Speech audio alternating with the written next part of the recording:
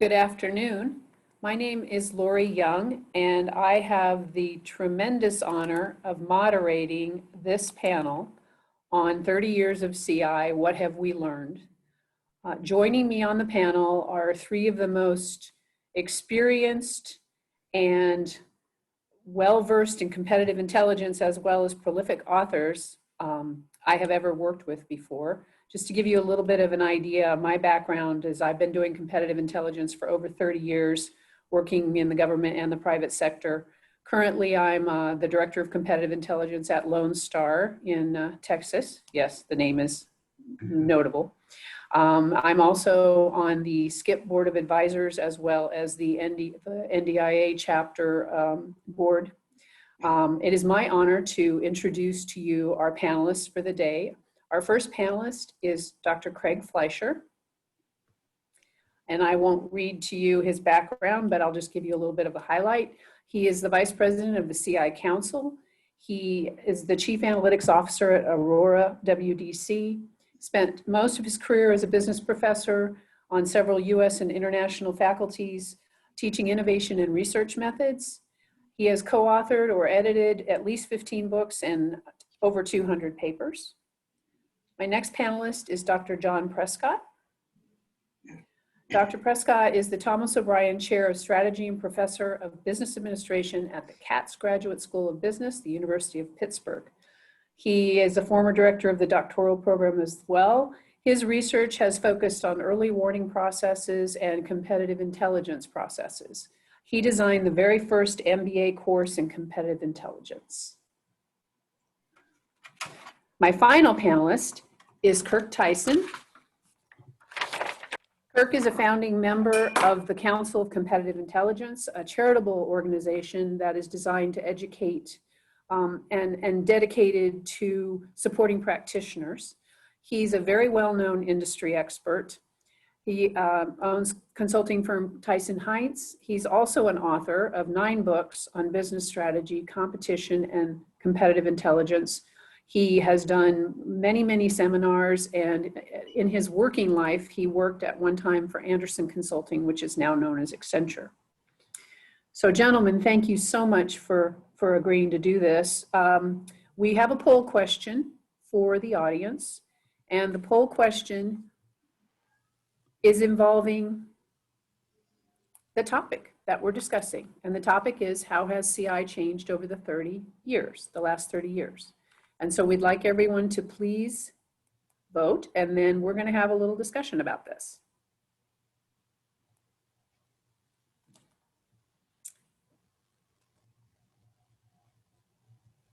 Okay, while everybody's voting, I'm going to start out with my group, and I'm just going to say, has CI changed? And if it has, how has it changed? And Craig, I'm going to start with you. Yeah, it's interesting as I'm looking at the 4 possible answers here. I suspect the majority are going to be sitting there in that 3rd or maybe even the 4th category, which is a little hard to determine the impact, or maybe even the not much at all. And that actually kind of caused me to do some data digging. So back in 30 years ago, at this time, actually it was probably 31 years ago, I was doing a little work with one of our fellow panelists here, and that's Dr. Prescott. And we did a study of SCIP membership. It was the second kind of big one that I know Dr. Prescott had been involved with. I think, John, you did the first one with Dan Smith, right? Back in '87, maybe, if I'm correct. I hope my memory's not as good as it used to be either. Yes. So we actually surveyed the SCIP membership at the time and had over 300 people responding. And so I thought what I'd do is I'd go back and I'd look at the results of that particular study. And I'll just note for the record too, as we kind of look back over 30 years, and I think John in particular, maybe Kirk to some degree too, will appreciate, we used to do fairly regular studies of the SCIP membership. That allowed us to kind of see what was and maybe wasn't evolving. And for the years that we did that, which was, I think, the very last one we had done, at least under the, the auspices of SCIP, was done in 2007, 2008. It was part of the CI Foundation, who had taken over that role when it moved from SCIP to the CI Foundation to pursue that research. And so I looked at the data, which is now 30 years old. We actually presented this in San Francisco at the SCIP annual meeting there in April of 1990. It goes back a long way. And what I did is I literally, and I've got it here, so if people don't believe me, it was the actual 1990 publication came out of the CI review. And I looked at what did and didn't change. The reality is not an awful lot has changed if you really go back and look at it. And I compared this data to the data that we've gotten most recently from a couple of other studies, not done of SCIP members, but done of CI practitioners. The things that have really changed the most, I think, are maybe in 3 areas. Number one, the people that are doing CI today have been doing it longer than the group that was doing it back in 1990. That's probably not a surprise. The vast majority of people that were involved in our 1990 study actually had only had less than 5 years of experience. And by vast majority, it was 73% of the people that we had surveyed back 30 years ago that had been doing CI for 5 years or less, with the vast majority doing it from 1 to 3 years. I don't think that's true today. I think today you're going to find people with a lot more experience in the field. You know, we wondered back in 1990 whether you could actually build and keep a career in CI. In other words, could I stay there for 10, 20, 30 years? You know, were there CI career paths that we could actually, you know, follow? You know, could I get to the highest level of whatever CI is in the organization? We didn't know the answer to that back then. I think we know the answer to that today, and I'll get into that more in a minute. So that's the first thing. You know, the second thing is kind of, where is CI? So where was it in the organization? Who did it report to? You know, who's it more likely to influence? And back in 1990, it was most likely to be influencing 1 or 2 groups, which was either corporate planning groups or marketing, market research. Again, anything to do with that, you know, marketing side of the, you know, of the organizational equation. That's changed a little too. I would argue today there's a lot less CI people influencing formal corporate planning departments or groups, mostly because many of those have been dispersed. It's not that it's not going on. Actually, it's still going on. It's just not going on in these centralized, large, you know, planning groups that we saw a little bit more often there in the 1990s. Last but not least, the nature of what we do in terms of the process. And so I'll look at 2 areas in particular. So the first one is, where do we gather the data from? You know, back in 1990, we used to, you were looking for needles in haystacks. We used to use things people don't even, like, I could tell you, some of our newer analysts in my company, they wouldn't even know what a Rolodex was. They wouldn't know what a library card catalog is. You know, they don't use those things anymore. But that's where we used to go. You know, we used to use proprietary publications and lots of you know, databases, most of which we had to subscribe to back when. Well, needless to say, we don't do that today. Today, we probably got more information than, you know, many of us can handle adequately. You know, there's that deluge of information, kind of drinking from the fire hose effect. So on the data gathering side, there has been some change. Again, we have to use different data collection sources than ever before, although some of them haven't changed. Right? The human ones are still out there, and we still need to do that. But the second piece of my third point is the analysis side. As I looked at the types of analysis that people did back when, and again in 1990, 30 years ago, by the way, the top 5 that they did were things like strength and weakness analysis. They did financial statement analysis, industry segmentation, technology assessment, and then merger and acquisition analysis. A couple of those, by the way, they're doing more of today. So for example, technology assessment today is being done at a much higher level of frequency or occurrence than it was in 1990. M&A analysis, I would also argue, I think it's being done more, and I think it's being done at a much higher level than it used to. Having said that, I don't think you see quite as much industry segmentation analysis as maybe you used to. And I don't think people just, you know, the default fallback analytical tool of the 90s, you know, of the 80s and 90s was SWOT, or strengths and weakness analysis. I don't think you see that as much today. It's not that people aren't doing it, but they have learned that there were limitations to using it, and they've integrated it, combined it, synthesized it with other methods. And so it's kind of a hybridized version today that we're seeing. So that's what I think has and hasn't changed. And I'll shut up and let my colleagues share too. Kirk, what do you think about Craig's three hypotheses?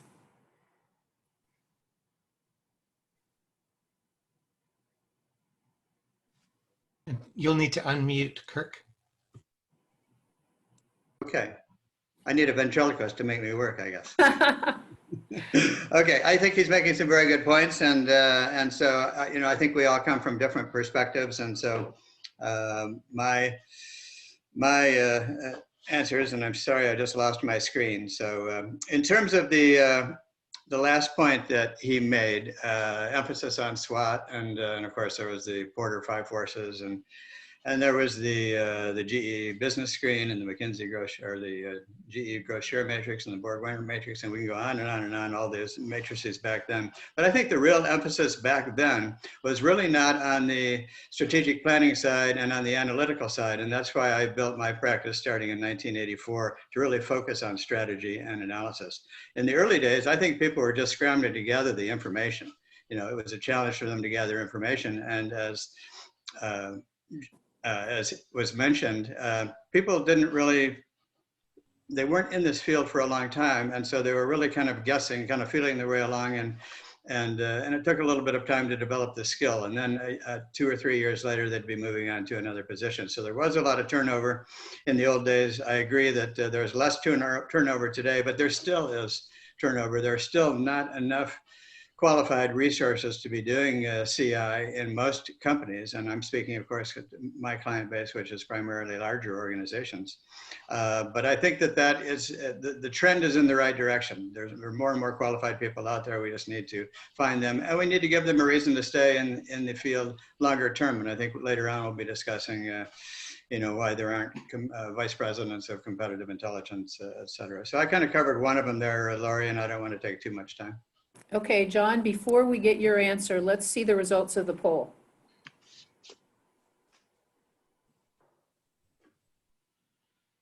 Exactly what you expected. A little hard to determine, but pretty close to a lot for the better. Yeah. Okay, John, your turn. Thank you. I agree with what I've heard previously, and just let me attack it a little differently. What I see staying the same is that we still use the intelligence cycle, and that's very central to what we do. I call it the basic unit of analysis that we do. It's project management.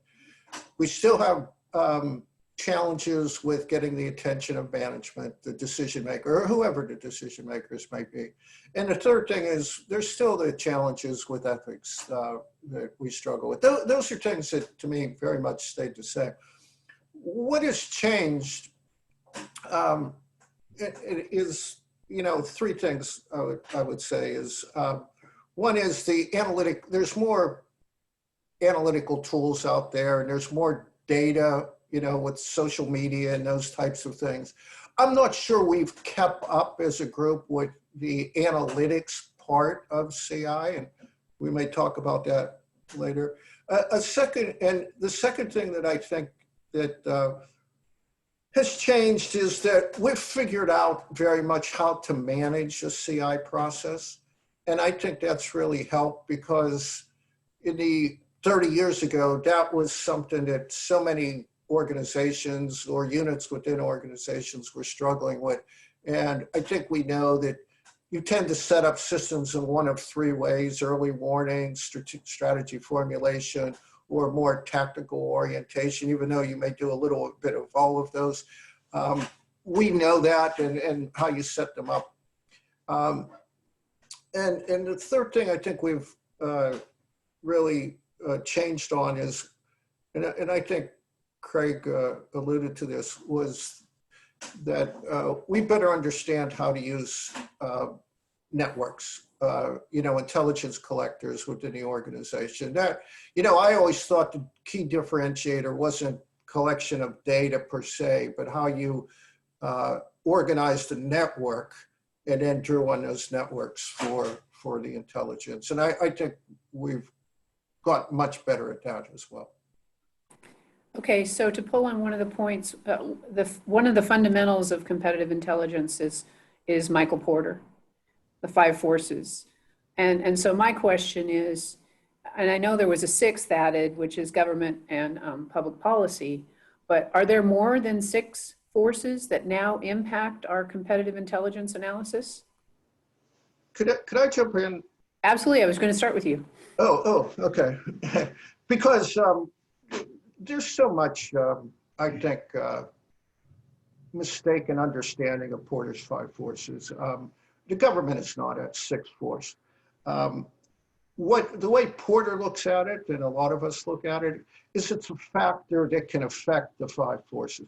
So it's the same way technology is not in itself a force. Technology is a factor that can affect the forces. So, the economy is the same way. Once you get into things outside the structure of an industry, then again, that's a factor. So when you think about the virus going around, that's a factor that could affect any of the 5 forces. Now, is it still relevant? Of course, it's still relevant. I mean, economics, is the fundamental part of economies and businesses and so forth. So understanding those 5 forces is important. What I'm most surprised about is how many people I meet in industry who still don't understand Porter's 5 forces and what's the real rationale behind it. Because, I just don't understand this, and I wish somebody would explain it to me, because every student who's an undergraduate business school sees it in about 5 different courses. So my question, and MBAs, we know they've been seeing it. So over these 30 years or more, I would expect it to be something that everybody can do. I imagine the reason why is because they get exposed to it at a very high level and don't really get into the understanding of what you're really trying to do with a 5 force analysis. Greg, your thoughts? Yeah, I'd agree with John. I see a lot of misunderstanding around the 5 forces and have for years. I mean, it's one of the reasons why I've, a couple of my handbooks, we published ways to do it a little bit differently than I suspect are generally taught there in, many of the business schools. Those other things that John was talking about, like COVID-19, the pandemic, and, other kinds of, we often call them meta trends or things of that nature. They impact the 5 forces, and understanding the nature of those impacts and how they interrelate and interact, I think is something that eludes quite a few CI practitioners, even some that have been out there for 10 plus years doing it. The other piece I'll just note, these things have to be living. Virtually any of the kinds of analyses that we do today, unlike much of or most of what we did 30 years ago, back then it was really static, right? We do a 5 forces analysis. We produce a report. Hopefully we'd share it with some folks. Maybe they'd act on it. Again, if we were really fortunate. Many of us weren't really that fortunate. And actually, our survey of 30 years ago kind of showed that a lot of these, whether it was a SWOT or whether it was a Porter's 5 force analysis or a financial statement or ratio analysis, whatever we were doing back then, a lot of these things, again, we kind of threw them over the fence at the C-suite, or back then probably more likely the CFO, the CMO, or maybe if we were lucky, the CEO. And that was about 36% of our respondents actually had a direct report back then to the CEO. I hope that's gone a little higher than that now. I don't have data, so I can't speculate. But real simply, when you're doing static reports, you're kind of throwing them over the fence at your internal clients. You're not likely to have a lot of influence. And I've seen a lot of that. So I'll go back to something John mentioned, because I think it's right. Networking and using networks to influence people, even within our firm, having that upper level of influence right up through the C-suite and maybe even into the board of directors. That for me is critical. Ultimately, if you want to have maximum impact, and I'm not saying you have to do that to have impacts. So when you think about things like the 5 forces, and being able to see them as part of a larger living process of influencing strategy, choices, decisions, plans, actions, et cetera, becomes critical. And a lot of companies haven't managed to shape that living process in a way that, constantly produces results. Yeah, my experience has been competitive intelligence can be unfortunately very stovepiped. And strategy will come to you only when they have a very specific, tell us about the competitors. We don't want you to tell us anything about ourselves. We just want you to tell us about the competitors, and then we'll plug it into our analysis and we'll tell everyone how great we are. Yeah, Kirk, your thoughts on five forces and also the nature of competitive intelligence in industry today? I think, in terms of five forces, I think that most people are using it. I mean, Michael Porter wrote his book in 1980, Competitive Strategy. We know the name. We know that on page 80 something, he was the first one that we know of that coined the term competitor intelligence. But in terms of what he was presenting, he really was really taking more of an economist view at this. And quite honestly, a lot of the people in business who were doing competitive intelligence work, they were there for a year or two, just starting out, just new on the job, and they just didn't get it. Now, I had the wonderful opportunity to work with Michael Porter back in 81, and he was helping us to develop our strategic planning service line for Anderson Consulting in the U.S. and Europe, and he really was a brilliant person and a thinker, and very, very analytical, but above most levels of business people that he was trying to target. And I think that a lot of, unfortunately in business, that people are looking more for cookie cutter solutions. I think it's fine as a short-term stopgap to get something going, but it has to evolve beyond that. So you have all these analytical tools that all have names and they all have diagrams and they all have ways to make them work. And just to mention the Porter situation again, we went out to several of our clients. We took Michael Porter with us on some, and some of them we did by ourselves. And we actually used the approach with various companies, and they were large companies. And what we determined, and what Michael Porter hadn't really thought about in his first book, maybe he addressed it in his second, I don't know, I haven't read that book yet.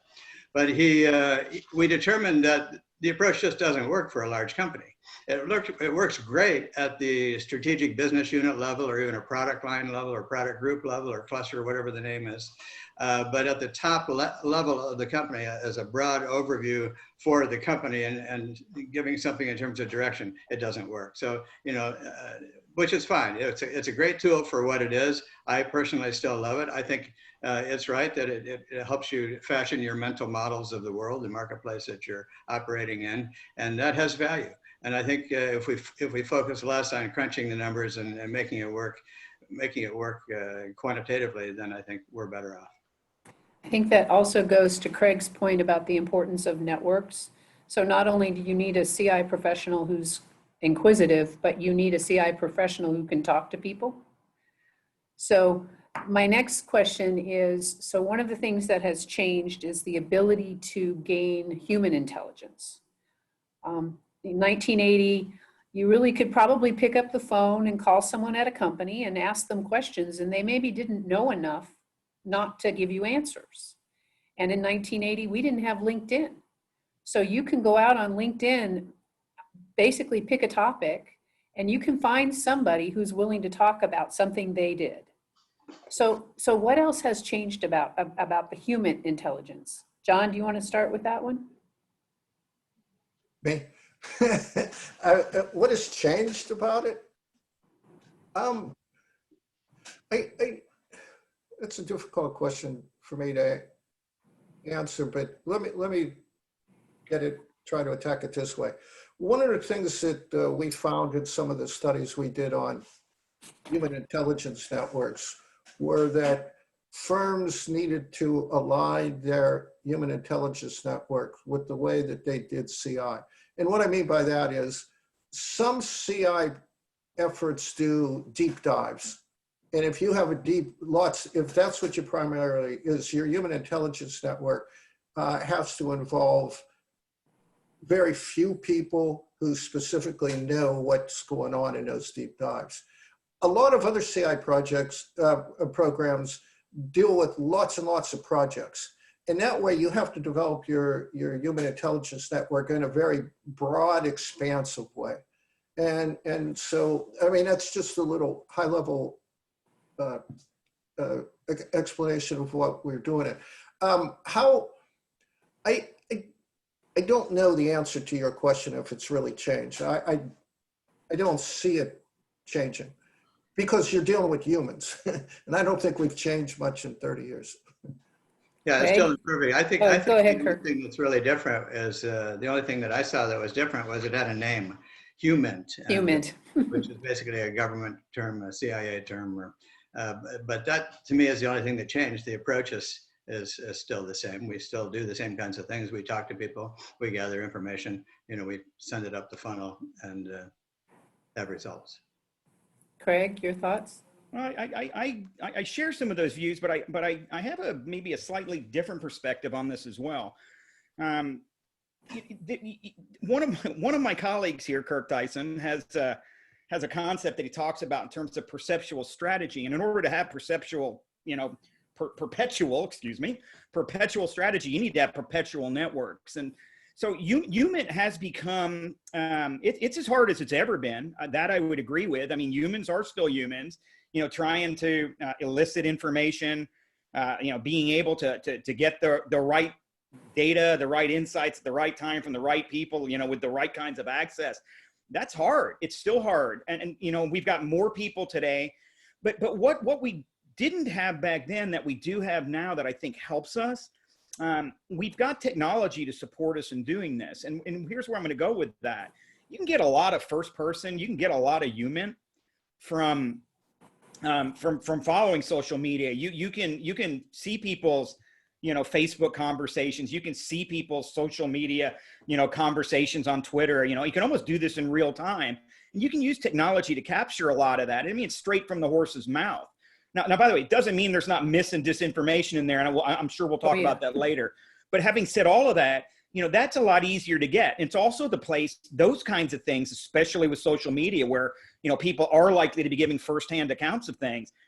You can automate a lot of CI data gathering and collection processes to capture that. It's the one place I would argue that artificial intelligence and maybe more importantly, machine learning come into play.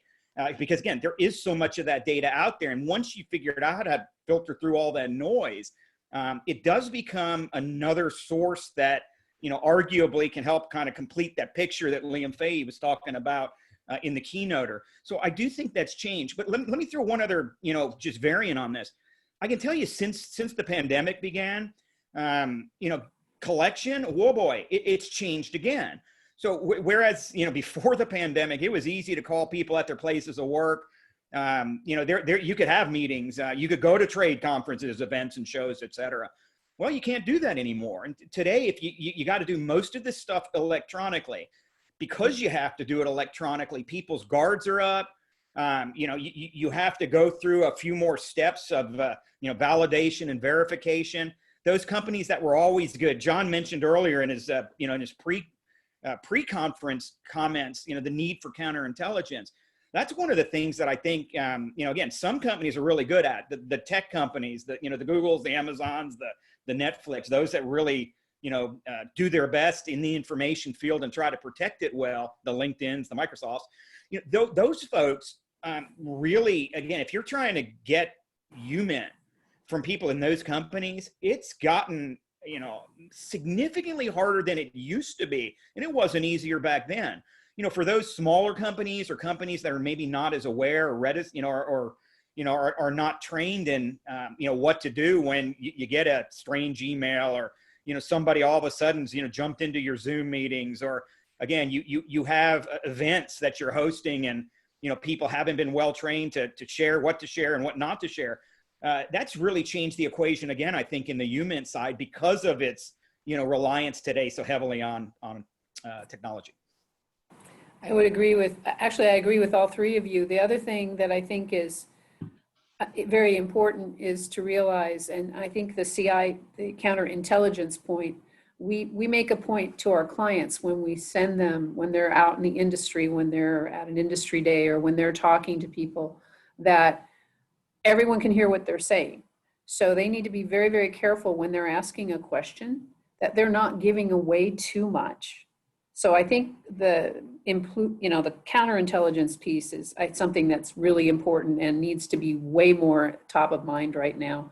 The other thing is we keep getting warnings about these fake LinkedIn profiles. So yeah, it's a challenge. So the next thing that I think has substantially changed, at least in my opinion, is the issue of data, whether it's big data, small data, the right data.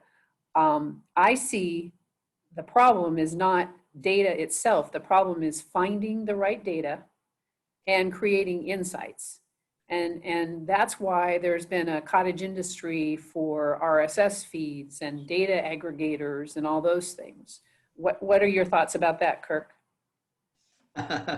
Okay, so picking on me, I am. I have never been a big fan of data. The word just drives me crazy, and that's probably because of my early work in the 70s in building computer systems. But data is not exciting to me. And every time I hear someone talking about it in any form, whether it's I get 1 million Twitter feeds a day, or I get this and that and the other thing, RSS feeds, and but what can I do with that? You can spend an awful lot of time, and here we are in most companies with limited resources. These CI groups have 1, 2, 3 people, maybe 5 if they're lucky. It only gets larger if they're part of a larger organization. But that's a tremendous investment in something which is not so likely to provide you with strategic intelligence at the end of the day.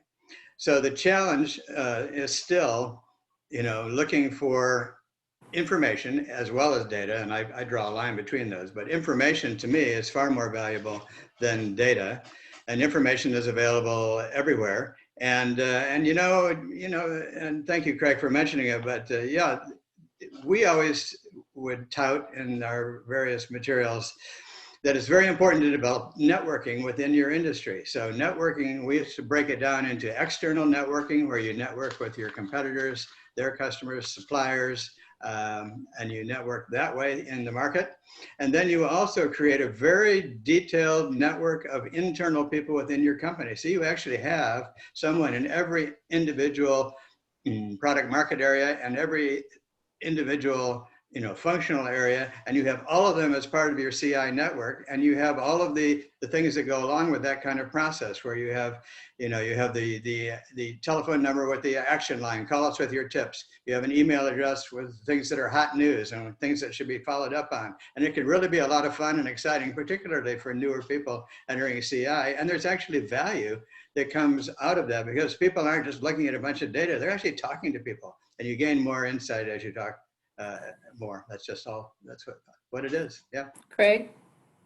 Yeah, I agree about the data. It's funny. I remember back in my PhD student days, we used to talk about the value of n of ones. In our business, small data, that needle in the haystack, that one piece of a 1,000-piece puzzle that actually is more important than the other 999 in understanding the big picture. That's still critical for us. When we can still find that, when you can get the right person with the right insight, and by the way, it's a lot easier to go straight to the source than to have to go out into the secondary world and try to hunt it down, where there's, again, so much noise. There's so much you have to cut and filter through. I still think humans greatly undervalued in most organizations. I kind of like Kurt's hesitance around data. I'm not a huge fan of it either. And I see an awful lot of data that's gathered, collected, stored, that most people don't use. In our business of intelligence, most of that stuff that most organizations gather in their data lakes and in their data reservoirs and everywhere else, it's not going to be used ever for intelligence purposes. No, I'm not saying it won't be used for other purposes. That's fine. If you have other purposes to use it for, great. But most of what we're looking for, has a date stamp. It's kind of like milk, right? I mean, if you don't drink it in its time before it perishes, it's not going to have any value to you in that bigger picture. We need to be able to act on insights in a timely manner. Collecting data from 2 and 3 years ago probably isn't going to give you a lot of intelligence value if that's what you're using. And I think that's where a lot of, we in the intelligence field, I think one of the mistakes we made over the last 30 years is we kind of ceded a lot of this territory. We could have taken the lead on this. We could have taken the lead on how companies could better use social media. We could have been in those conversations with the executives and not just have IT people lead it or marketing research people lead it. We could have been at those tables too. I'd argue not only could we have been, we should have been. And actually, we should still be there today. Those are conversations. When companies are going to spend tons of money on doing surveys, when they're doing real-time data collection, which you can do in 100 different ways using mobile phones and every other IoT connected device known to man, CI needs to be in those conversations. And we just, for the most part, I hate to say it, at least my view of it, and that's looking at a lot of, research as well as experience.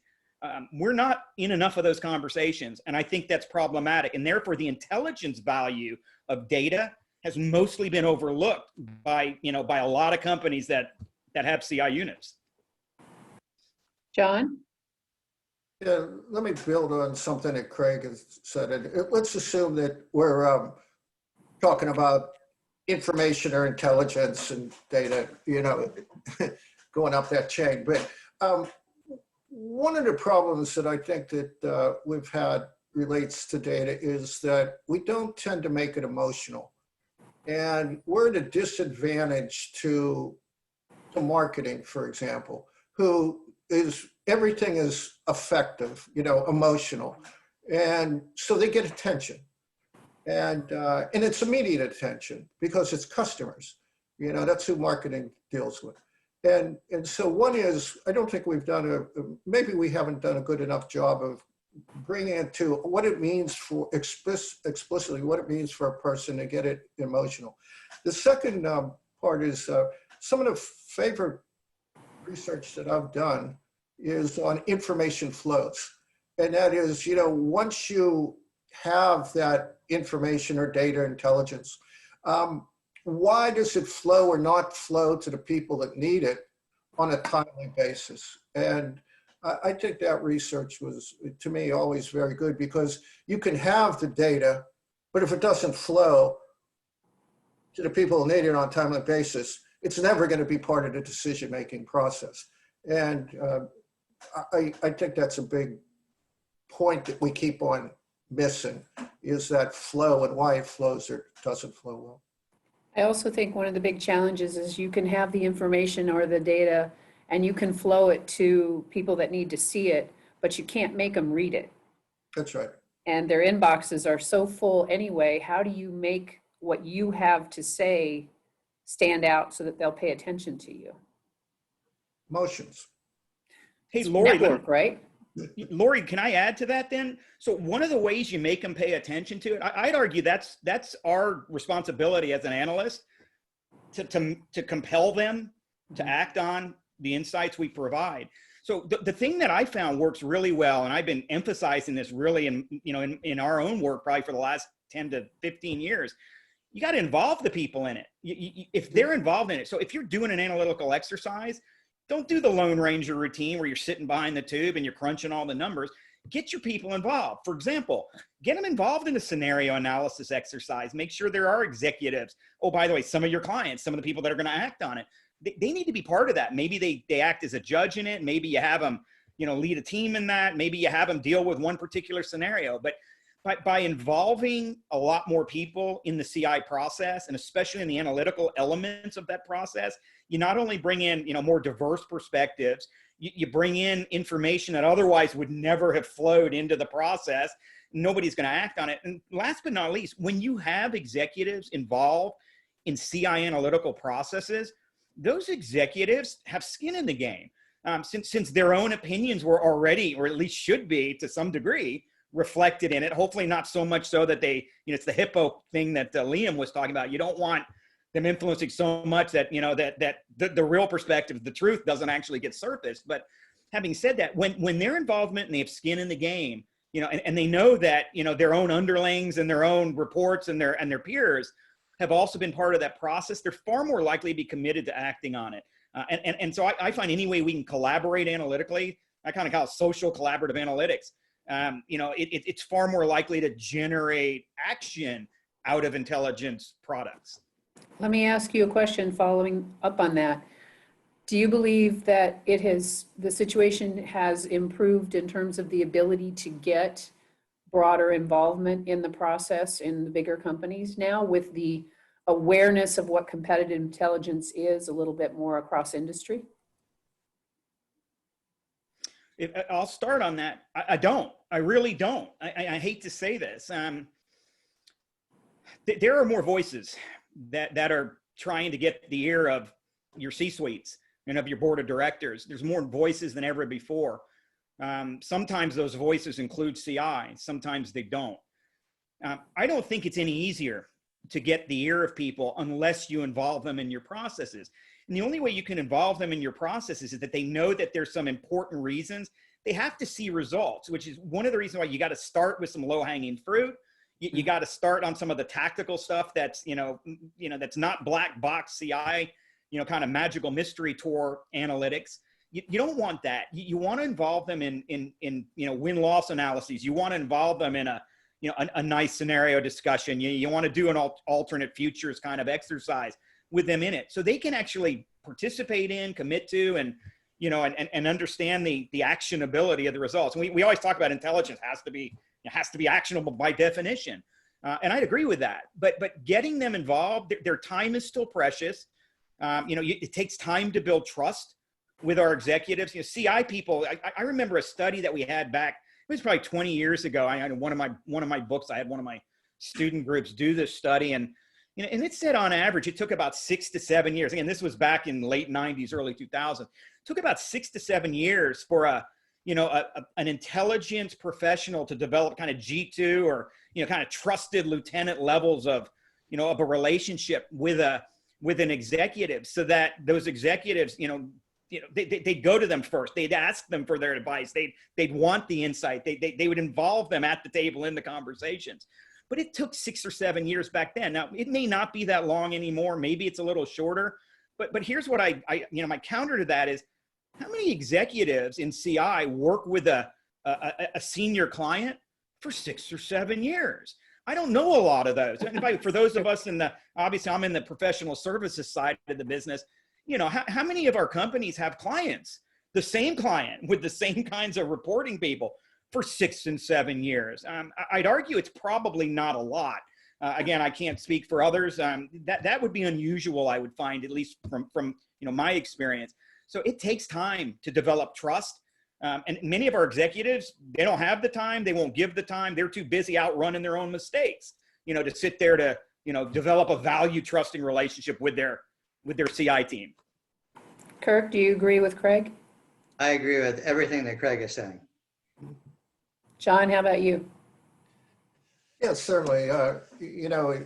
Part of his answer brought me back to the APQC studies we did, where we took the intelligence cycle and unfolded it, and then got the intelligence users to actually rate to what extent were they involved with various parts of the intelligence cycle. And it varied significantly across companies for good reasons, for company-specific reasons. But that co-involvement is really critical. So nobody's ever heard of a vice president of competitive intelligence at any company. And I was talking to Kirk earlier, and the question that we have is, has it changed where you get people? So I've been in the business for 30 years. You guys have been in it equally as long, if not longer. But are we getting people now to become CI professionals as a lifelong career, or are we getting people for 3 or 4 years and then they move on to something? So has that changed? Who wants to go first? Well, I'll take a stab at it. I don't know the direct answer, but I've never been of the Ben Gillard school of intelligence, where if you're not whispering in the ear of the CEO that you're not making an impact. I mean, that's a government. That's one of the things that came over from government that I think did a lot of harm for us. But so I'm not hung up that there isn't I'm surprised that somebody isn't a VP of intelligence, but I don't think that's the real issue that we need to focus on. It's not the title, I think, that matters. It's the same way with people who hung up that we want to chair in competitive intelligence at Wharton. I don't understand why that's a meaningful thing. We want people doing solid research and doing that. So that's where I would come from with we want people who are making impact. I don't care where they are in the organization. Kirk? I would almost tend to think that the people that would be looking for that future rung on the ladder of, vice president or senior vice president, that perhaps they're the wrong people for the CI field. Why did we all start in this field? We love CI. We have an insatiable curiosity. We love learning things every day. Every morning when I get up, I'm looking for more information, and not related to work, but just I like to learn new things every day. And every day I end the day, doing the same thing. We love information. We love to see how the pieces and parts go together. We like to see what the information is telling us. And so that kind of person is your ideal competitive intelligence professional, and they tend to stick around. In my firm, the least experienced person has over 10 years of experience doing interviews, research interviews, and analysis. And so all of the other people have more than that. So it's, we don't have, the younger people, they have to start somewhere. And we always say, well, they should probably start with a large company where there's a budget and a function that's a little more structured, because they'll actually learn the techniques, and then, they can move up. If they want to move up, to me, the best way is not to move up to be a vice president, but to move into a consulting firm that really values the expertise of competitive intelligence. That's where they're most valuable. Craig? Yeah, I'd agree. I don't think we're going to see vice presidents of CI. And like John, I'm not worried about that either. All companies are going to still need good, asymmetric, timely, insightful production that helps them to make better plans, choices, actions, decisions, and strategies. That's not going to go away. The need's always going to be there. Actually, I'd argue the need probably has grown quite a bit in 30 years. That's the time period we're looking at. But the question today for me, are there really kind of career paths? So I've got recent university graduates in my family, one of whom, by the way, happens to be doing CI work. Would I have advised him to do CI work? Could I tell him today that there would be a career for him 30 years down the road, which, by the way, I'm lucky enough to, have been in this field for that long. But having said that, I don't see a lot of people doing that. And so, you've got to be in places where you can use this skill set. And that's really what I'd like to talk about. There's this skill set that veteran, the people that Kirk's talking about. I love the fact that your youngest person, right, has 10 years plus of experience. Yeah. I think that's great. We've got to give people those opportunities. We've got to give them, lots of vertical challenges. I'm the director of learning and development for our company. My job is to help them continue to grow. I mean, we have to challenge them literally day by day, week by week, month by month. We have to help them plan how to, grow their capabilities, grow their skill sets, grow their experiences, give them a chance to, to make a mistake. And this is going to sound funny, obviously in a lot of corporate environments, you make your first mistake, your first set of insights that, goes completely south and maybe goes against the grain, or maybe in some, unfortunately, in some companies, you've got executives, they don't want to hear what you got to tell them. They actually don't want the truth. They want to, get reinforced what they already believed in the first place. Your job's to rubber stamp it. Those are tough organizations to grow a career in. Actually, you probably don't want to be doing intelligence and those kinds of places. So in those professional service firms and, advisory companies that Kirk was referring to, and which includes mine, our job really is to carve out these long-standing career paths, making sure people are getting continuous training, continuous exposure to, emerging knowledge in the field. We try to push these people against the knowledge boundaries, right? So that they can learn new things and find new ways of growing.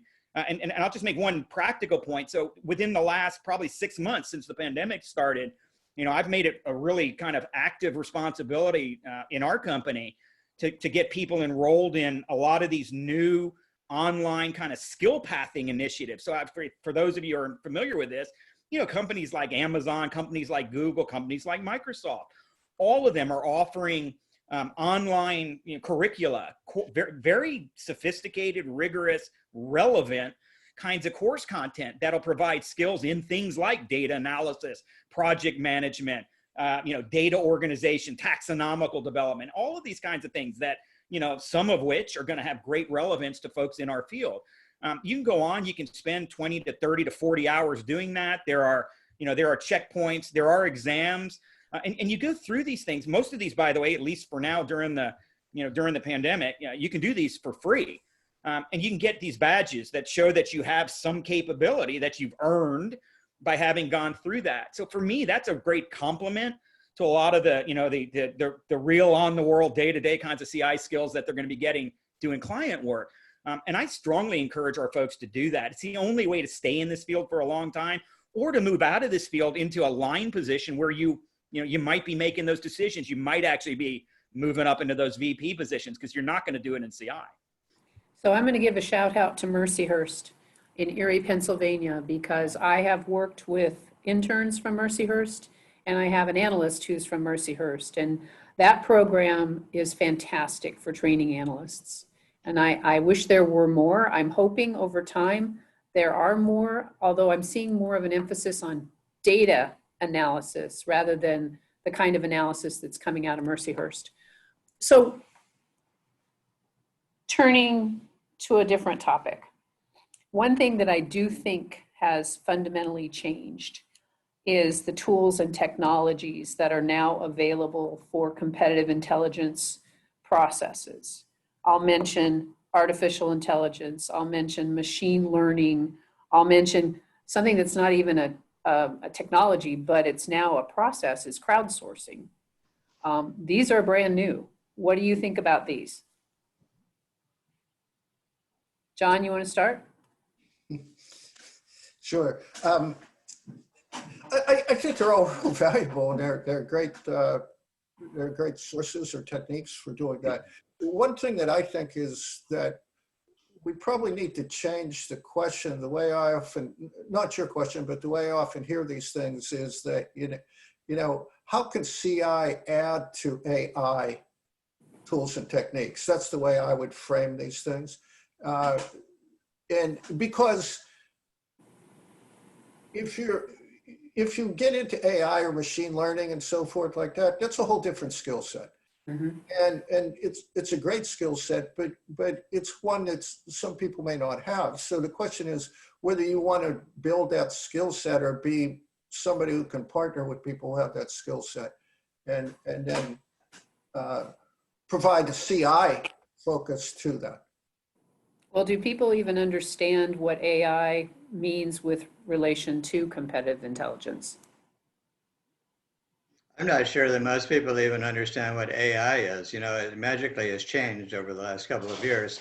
It used to be something really neat and exciting, and we actually, it was credible and it was believable, and we knew it was going to take, probably another 50 years, and we were happy with that. And now every computer program or app that runs through a bunch of calculations, they say, oh, it has AI. Well, that's not true. Craig? So I'll add to that. So it's funny, back when I was in Pittsburgh, and this was in the late 80s, we had a little university next door to us called Carnegie Mellon University. And I had a couple of my initial research projects that I did with colleagues over there, some of whom I'm still friendly with. And they had something called the Software Enterprise Institute, the SEI. And the SEI was working on artificial intelligence back in the 80s at levels that, again, surpassed most of how people are approaching it today. And I agree with Kirk. Most people don't know what AI is, in all honesty. And it's become buzzword. It's jargon for, pretty much anything. But here's what I would say, and I'll go back to something I was referring to earlier. A lot of what we do and what we need to do in our field is based on small data. Something like machine learning, which is almost always attached to AI, for AI to be, for it to be able to learn, for it to be able to draw on, on inputs. Those inputs are generated in masses of data. We don't need, nor do we want, masses of data for a lot of the questions that our clients ask us to develop intelligence around. It is often the N of one or the appropriate source that we need to be able to find. Those don't lend themselves to AI or to machine learning. And actually, if you were to use AI or machine learning for many of those purposes, you'd be wasting resources at a level that is not sustainable. So real simply, I'm a big fan of AI and ML, where you have large data sets that you can draw on, where that is appropriate for answering the client's questions, whether it be internal or external. Use AI and ML. And by the way, we've been using it for years. I'm a big fan of what it can do, but the reality is the vast majority of the kinds of questions that we get from, demanding clients, we can't use big data for. We probably are going to have to use small data. And that's really going back to those essential, timeless kinds of CI skills that, many of us got into this field having to learn at the very beginning. No, I would agree with that. And my work is in the defense industry, and they love buzzwords. So big data was the big thing, and now everything is AI enabled, and every possible vendor that you talk to about data aggregation or a platform for competitive intelligence, it's all AI. Again, there's so much uncertainty about what in the world it is and what does it do for you. So one of the other things that I think is fascinating, talking about new, is social media. So I want to pull up my second poll question. So we discussed this amongst the group, and we decided that this was the best way to ask this question, is how well are we integrating social media with the architecture of intelligence?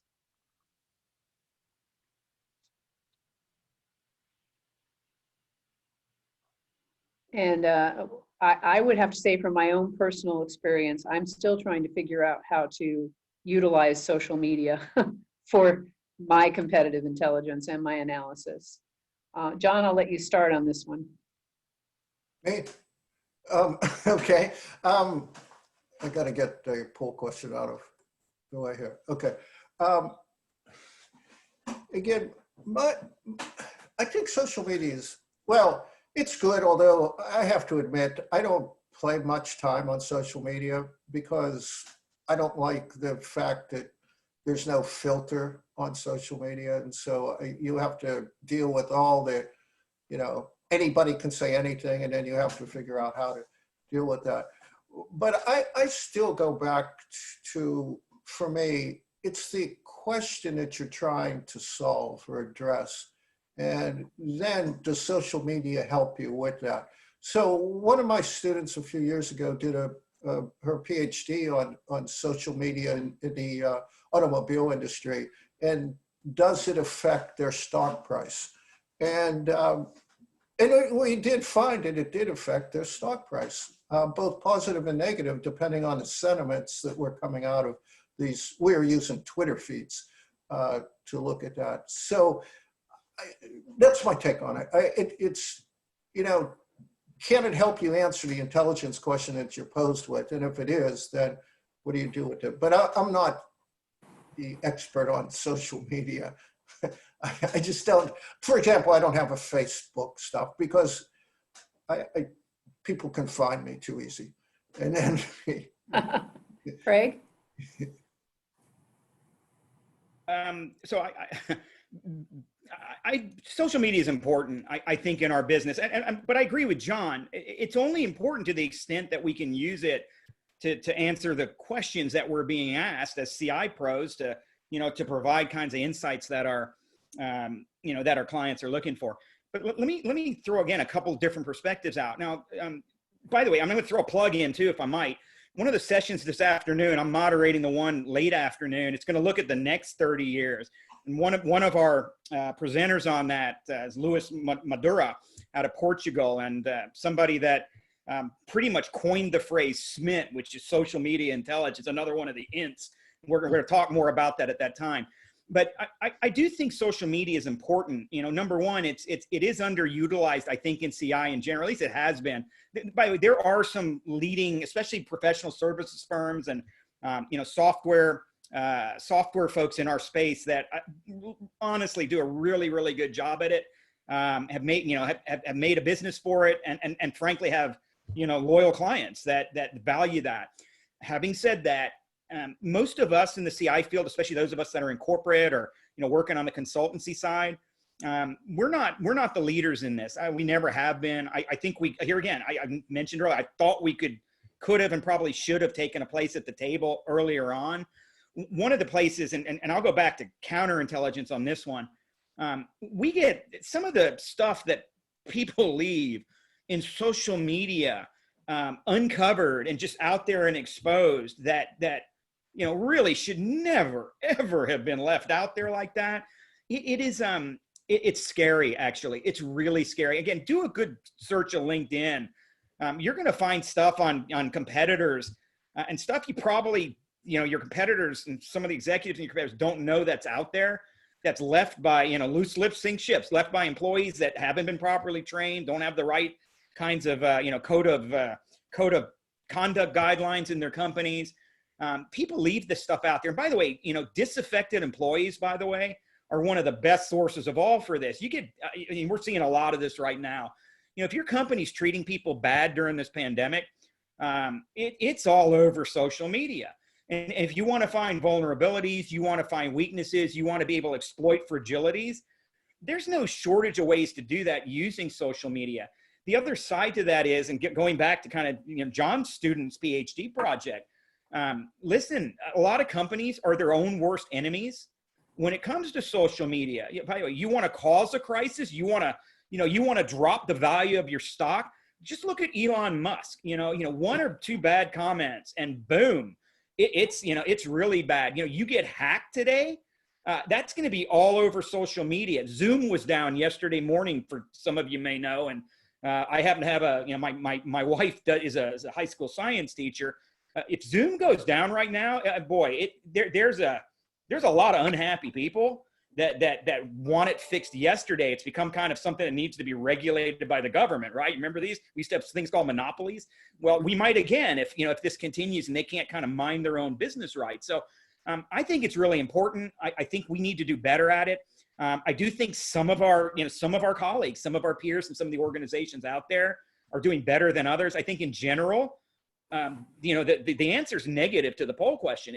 We're not doing a great job, and I think we're missing on both the counter intel as well as the intel sides of being able to exploit this to its highest asymmetric kind of insight advantage.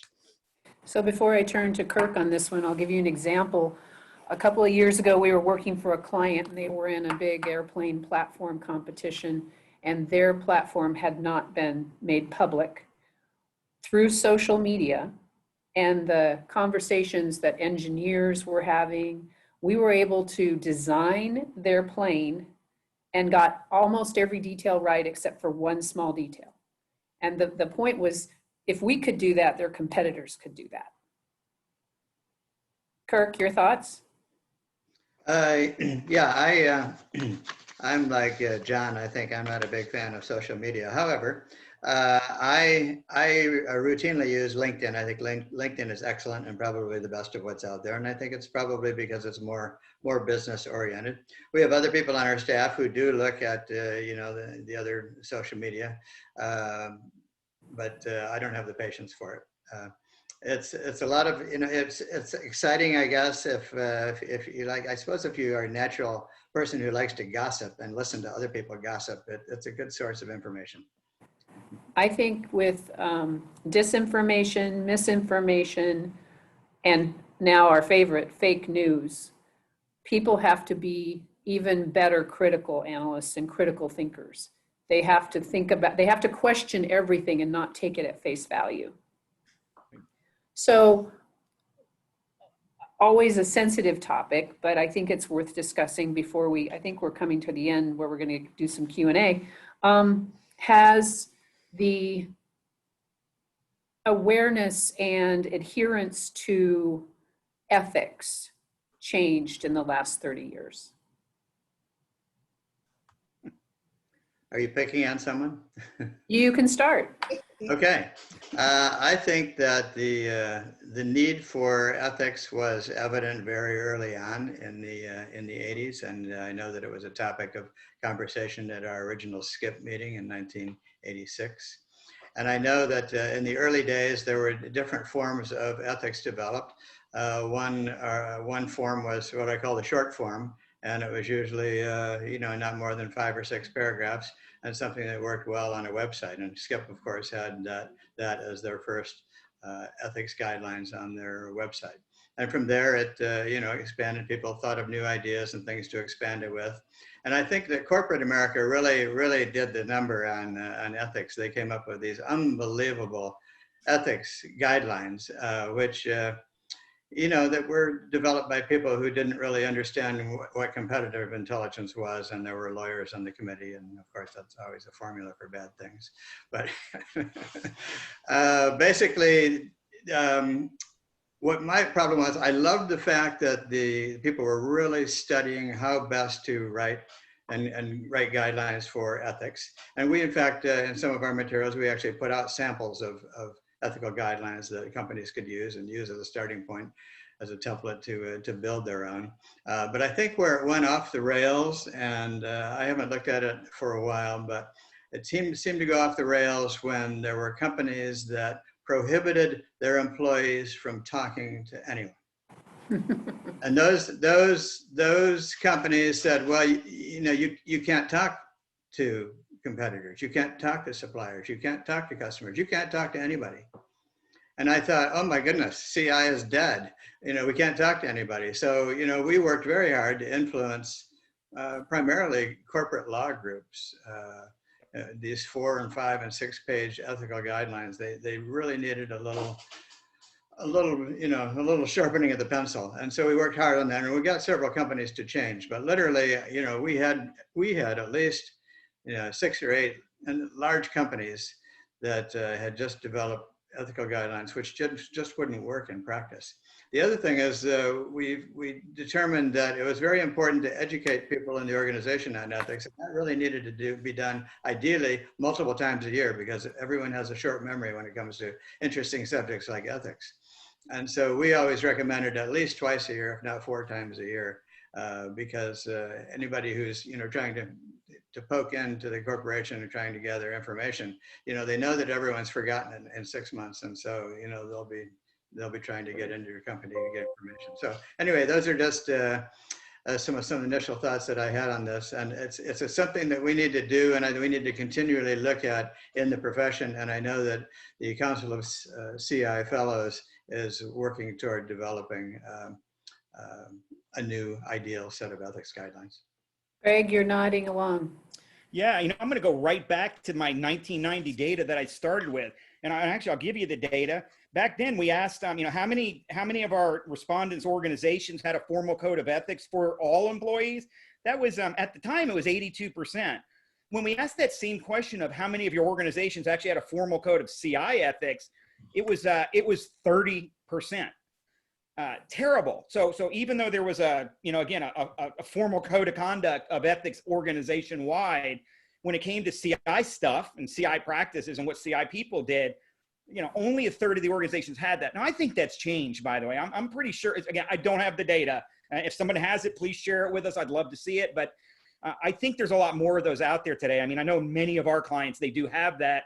And actually, if they don't have it, it's something we have conversations about. Getting back to Kurt's stuff, you got to reinforce ethics. You got to put people in situations, while it's still safe, before they're actually out in the field and stick their foot in it, and all of a sudden you got a problem that need not have ever been, surfaced. So, it has changed, but I still think there's 2 big problems. Number one, John talked earlier about the stigma of this field. The reason it has a stigma, there's still a lot of unethical activity. Now, here's the thing. The people, listen, those of us on this call, those of us at CI Fellows, those of us at SCIP, listen, these are professional organizations. We take it a lot more seriously than just anybody that sticks a CI, shingle on their office and says, I'm a CI person, hire me. And there's a lot of those people, by the way, and it's up to us as professionals to weed those people out. It's important for us to make sure that people can differentiate and discriminate. By people, I mean it's organizations and executives, between what a professional CI person does versus these people that are unprofessional. Last but not least, I think you need to build a lot of that into, Kirk talked about 4 to 6 times a year. We build this into like orientation programs. If you're, if CI is important at your company and somebody's a newly hired employee, CI needs to be there at those orientations. As part of that onboarding, they need to be having that conversation about ethics.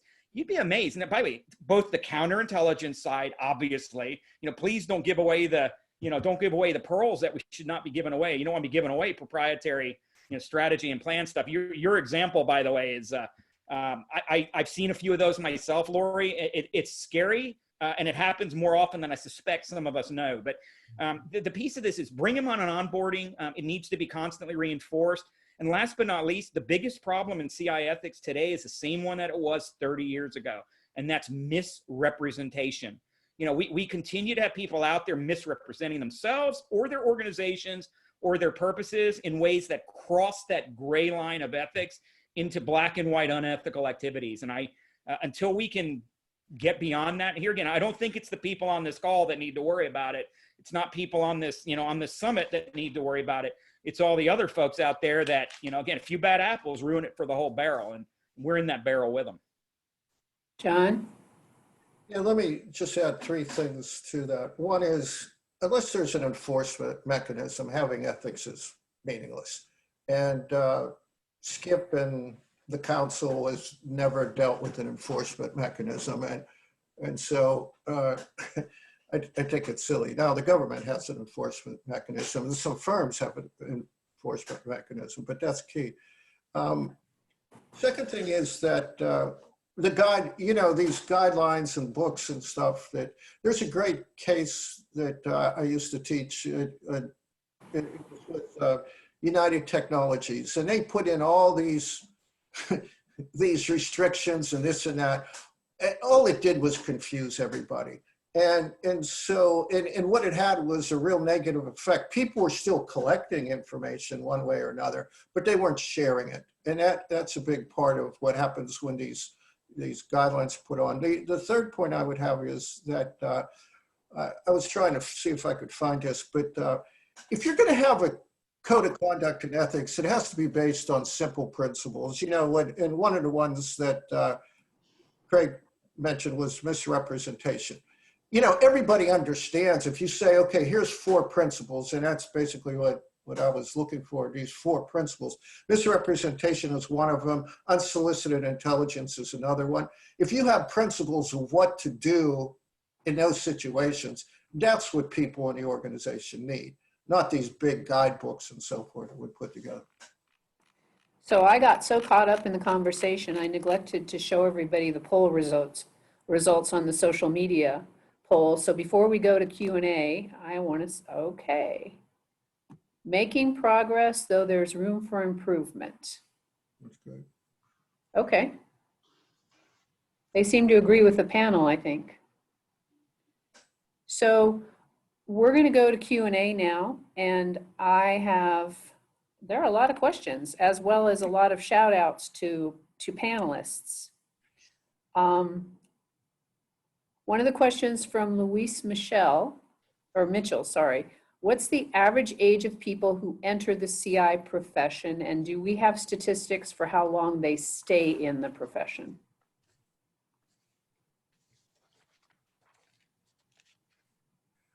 Craig? John, do you know this? Because I haven't seen that data. I can tell you back in 1990, we did ask that.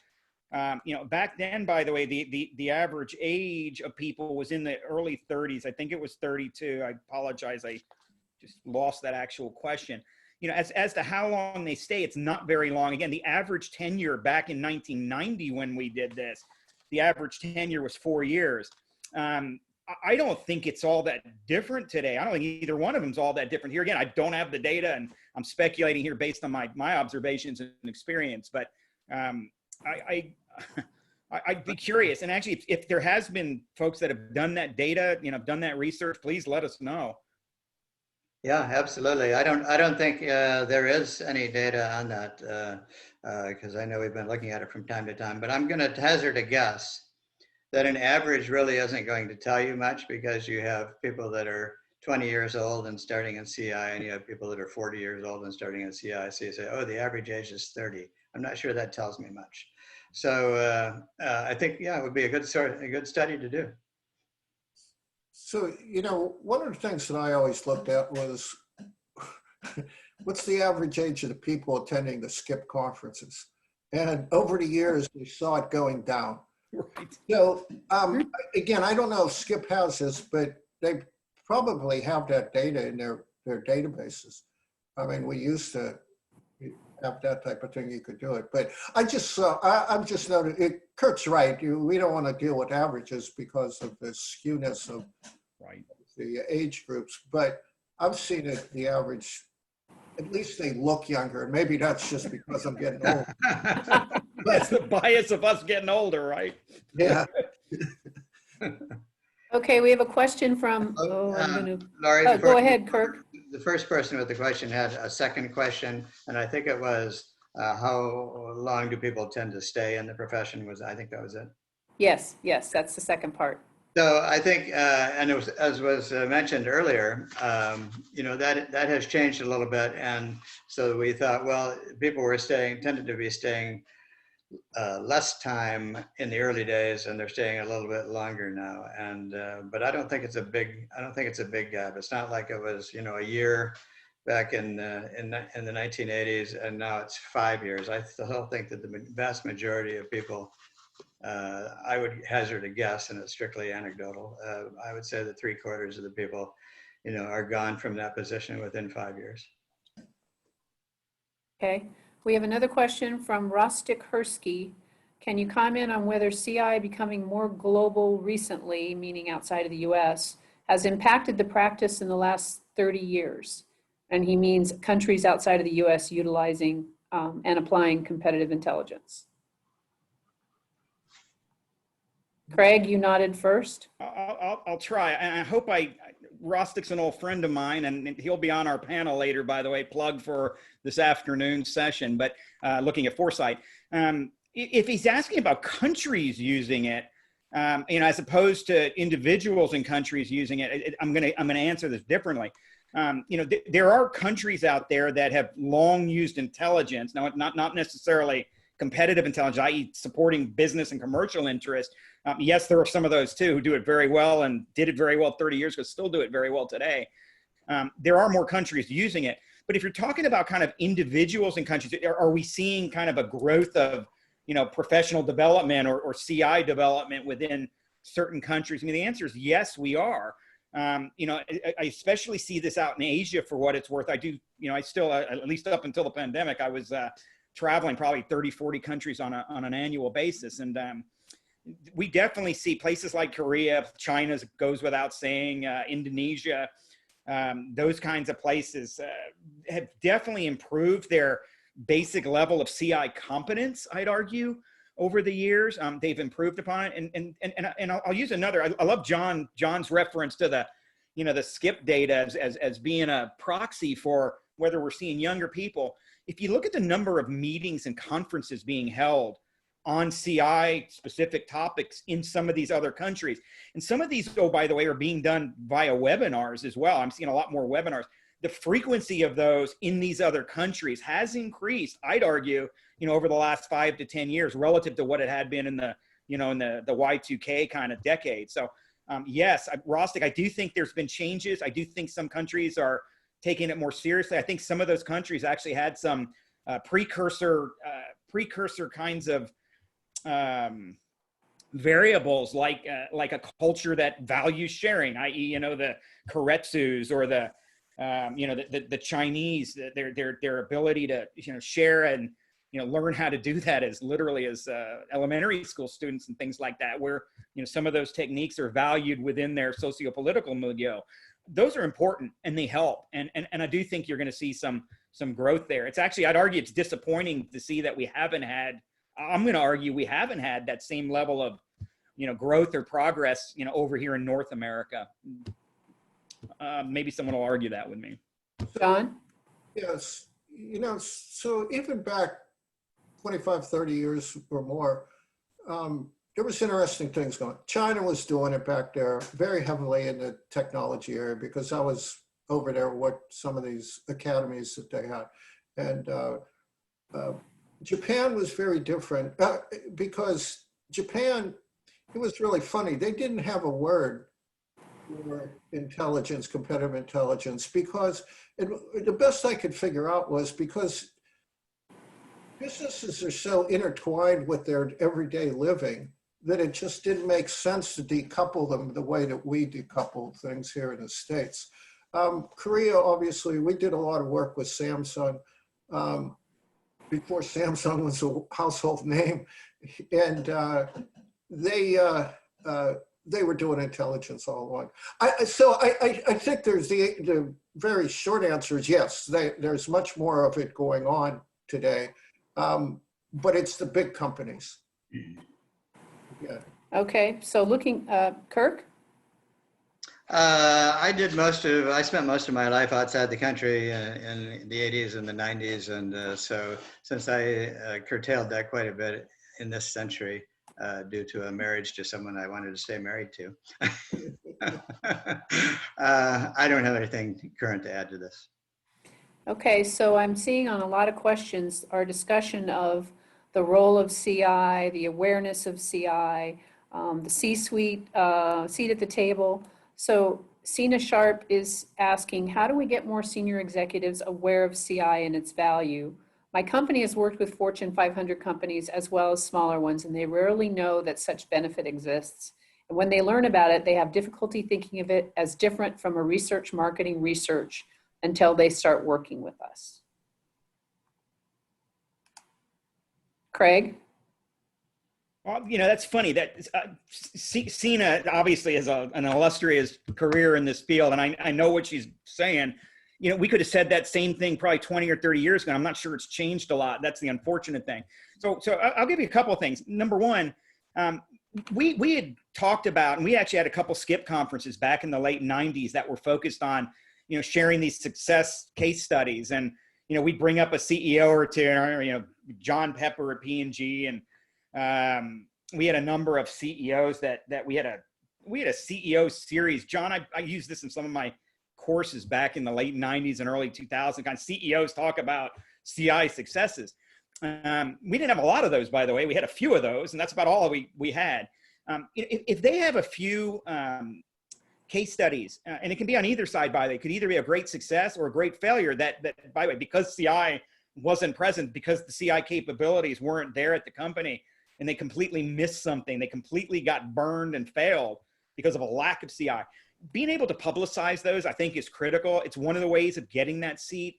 If you have a CEO that gets burned in social media because they lacked intelligence, listen, they're going to want to protect themselves. They're going to want to insulate themselves. Sometimes having them suffer a miserable public failure can be good for us. And I know that sounds counterintuitive. I'd note too, when we go into really rough economic times, we're about to, again, I'm a seersucker, right? I mean, for every seer, there's a sucker. But, I think we're going into a global recession. It's probably overdue at some point soon.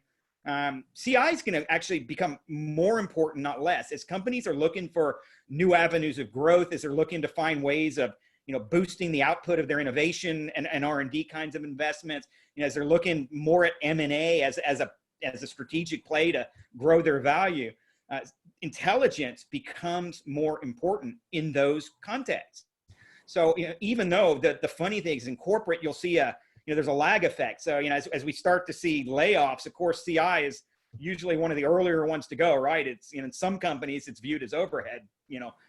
That's not the way, any of the three of us would like to see it. And it's certainly not the way we coach or mentor folks to do it. But the reality is we have a great chance, I think, in this context. I think COVID-19 is actually, it's exposed a lot of vulnerabilities that intelligence can be of greater value in. It's our time to step up. So if we want that seat at the table, sometimes we just have to, we have to take up and step into it. We have to interject ourselves into these conversations. We have to provide data that people haven't seen. We have to ask questions that nobody else has been asking. Sometimes we have to, tell the emperors that they're naked. Those kinds of things we have to do. John, your thoughts on that? Yeah, just two things to add. I mean, if Sina doesn't know, I'm not sure I have a lot.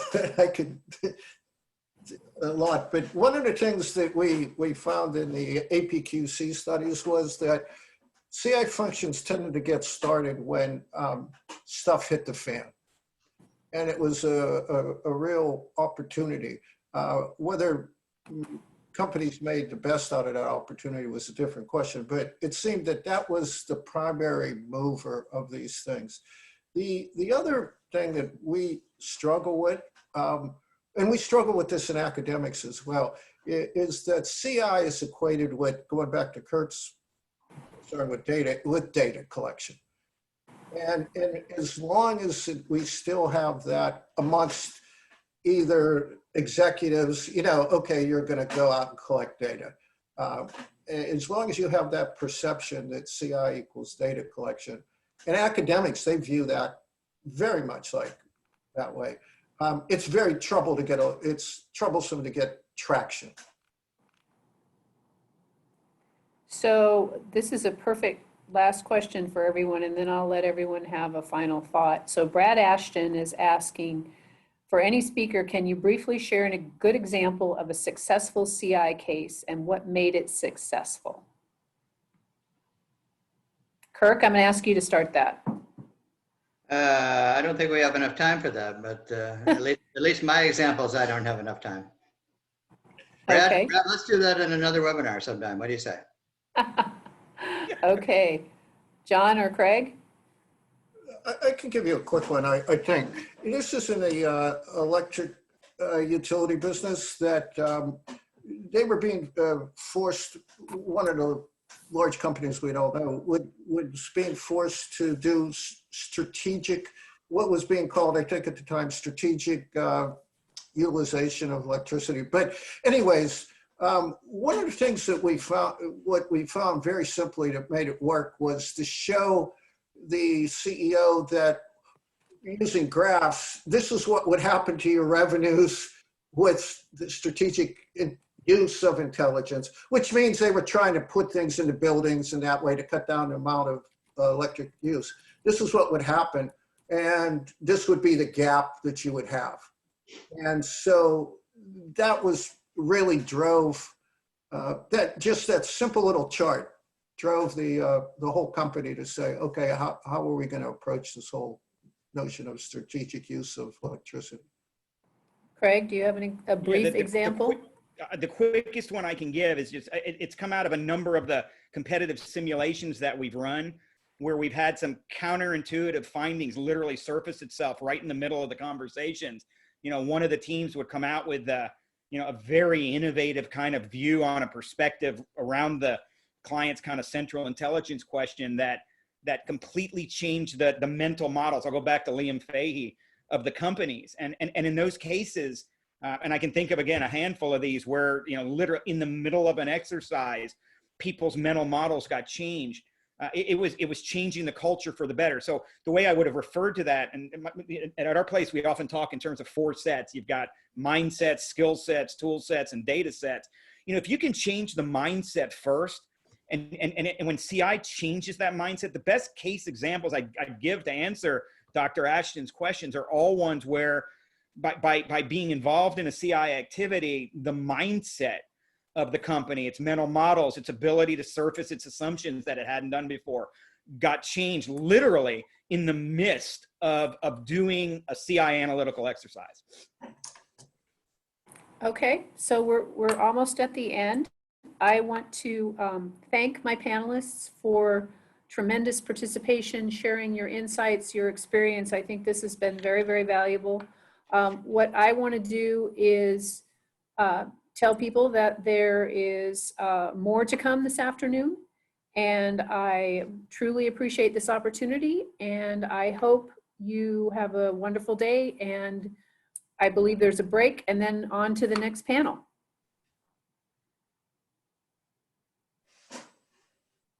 Thank you, Laurie. Yeah, thank you. Thank you very Thank much. you, everyone. And we'll look forward to seeing folks at the rest of the summit.